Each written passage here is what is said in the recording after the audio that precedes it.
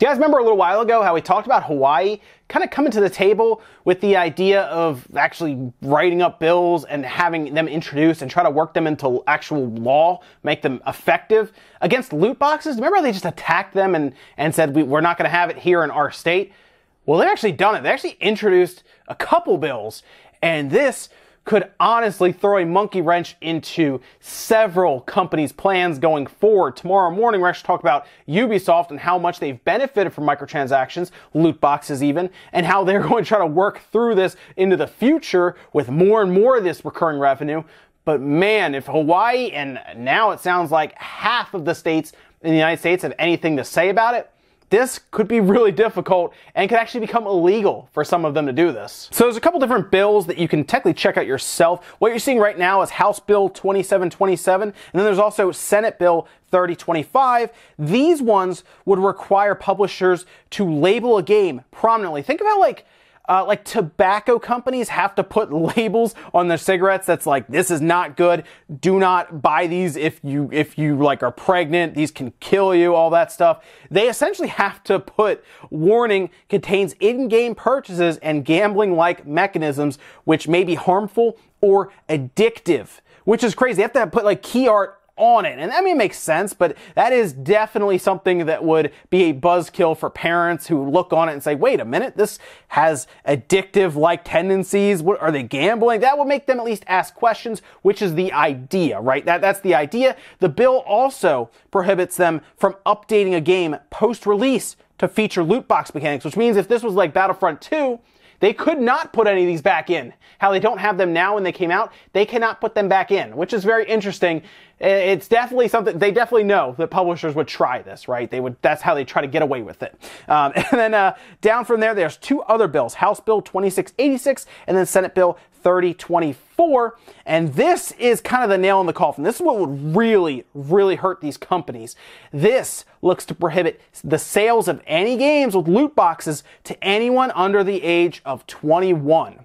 And the current minimum age to gamble in that state is 21. So they would be effectively seeing this as entering a casino and starting to pull a slot machine. I guess in that case, that's kind of what loot boxes technically are. You know, it's a game of chance for money that you put in. Sure, you get something every time, but I mean, if a slot machine kicked out a quarter every time you put in $1, no matter what, would you let kids go use that then? You know, that's kind of the way they're looking at it. And then, of course, they detail it as it shall be unlawful for any retailer to sell to any person under 21 years of age a video game that contains a system of further purchasing a randomized reward or rewards or a virtual item which can be redeemed to directly or indirectly receive a randomized reward or rewards. So they're making it straight up illegal to do this. And this is where things are going to get extremely muddy.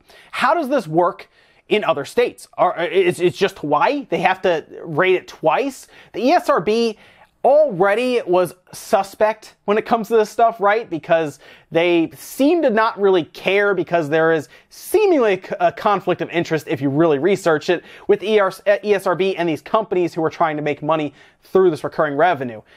I think a lot of people do see this as gambling, right? You put money in, it's a game of chance, you get stuff back, and then you kind of go about your day, but there is an addictive nature. We've had people write in to different websites saying, listen, I was addicted, I lost this much money, I really hurt my life, you know, I ruined chances with different credit cards and stuff that I completely ran up and fell super into debt because of how addictive this stuff is. Sure, there's self-control involved and some of these people can't help themselves, but in this case, Hawaii seems to be setting the trend.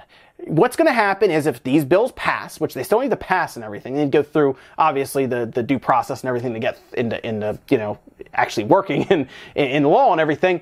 In this case, a lot of these games that come out would probably get, I assume, an adult only rating, because you have to be 21 to play it, and there you go. They have to sell it to people who are 21 or older, in which case they probably need to check your ID, and it's basically, it's like going to a casino. They need to be thorough, and then it's illegal. So the people at the register are going to have to be pretty serious about it. In fact, some companies like a Walmart or whoever might not carry it just for the fear that they may sell it, and there's probably a penalty, and they don't make much money on the games anyway. That is a risk they do not want to take. So in that case, loot boxes wouldn't be worth it even to the company selling them. Now, it gets very muddy also with digital distribution, right? Are they allowed to keep it the same digitally when it's delivered to Hawaii, or by your IP address, does it then get rated AO and somehow you have to buy it? I don't know. I don't know how that's going to work. It's very weird. People now, different publications are reaching out to ESRB. They're trying to figure out how this is all going to work. I don't even think they know how. That's the crazy thing. I think if these bills pass and they go into effect, I have no idea what the ESRB is going to do. In this case, it might be up to EA and the others to figure this out themselves, because they have done everything to try to get around this. I mean, they even just talked about like indirectly giving you the item. Like they're trying to get around, I guess, even gifting it to them if they buy currency. So, wow, this is something. This is going to be interesting. I'll be curious to see if these bills pass. It does seem like in Hawaii, they desperately want this stuff in effect because they are very against it. And according to them, they said roughly 50% of the states in the U.S. are also looking to similar measures. If this really spreads, they might just eliminate loot boxes altogether before they even really take off. Because trust me, they haven't taken off yet. You know, there's still games that don't have them. I'm also curious about, I guess it has to be real money, right? Like, Xenoblade doesn't count. I mean, it's technically a loot box, but you're not using real money. You're actually playing in games. So I assume those don't count. It's more so stuff that could technically hurt you financially in the real world. I don't know. Let me know what you guys think about this bill, these bills, I should say, possibly going into effect. And really, what do you think about the whole situation? Are you happy that loot boxes could be negatively affected by these bills? It's really up to you at this point. Let me know, guys, down in the comments. And I guess we'll follow up on this. It seems like a breaking story right now. Everyone's trying to figure out, people are scrambling. What's happening? What are we going to do here? What's the ESRB's response going to be? It's going to be interesting to see if these bills actually go into effect, because then all eyes are on the ESRB and what they'll do about this. What will EA do? You know, what will Ubisoft do? Should be fun. Should be interesting. Thanks, guys, for watching, and I'll see you next time.